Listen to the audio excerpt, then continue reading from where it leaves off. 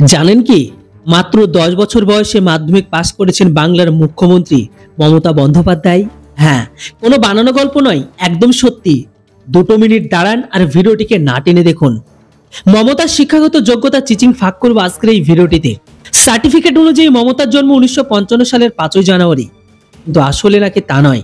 উপমনি সাম্প্রতিক সময়ে বলেছেন 5 বছর নাকি বাড়ানো আছে, আসলে নাকি জন্ম হয়েছে 1960 সালে। আমার বাড়ানো আছে 5 বছর, আমি একটা একান্তে বইতে লিখে গেছি এগুলো। 2021 সালে বিধানসভা ভোটের সময় নির্বাচন কমিশনে জমা দেওয়া হলফনামা দেখলে আপনি কখনো হয়ে যেতে পারেন হা।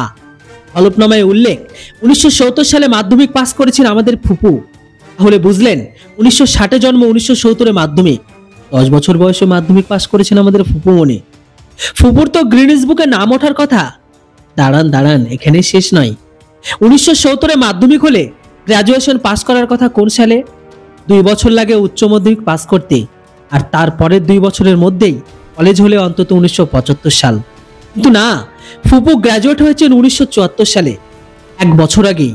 মানে MA পাস করেছেন 1977 সালে, কিন্তু হলফনামায় লেখা পরীক্ষা হয়েছিল 1979 সালে। কি হজবরল লাগছে না? 1979 সালে পরীক্ষা করে কিভাবে 1977 সালে পাস হন পিসি? মানে পরীক্ষার আগে রেজাল্ট বেরিয়েছে। কি দাঁড়ালো তাহলে?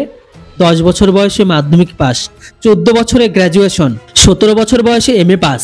বাপরে বাপ, এত রেকর্ড! এইসব কিন্তু আমরা বলছি না, খোদ মমতার হলফনামায় কথা বলছি। মমতা নাকি ছাত্র অবস্থায় রাজনীতি করেছেন।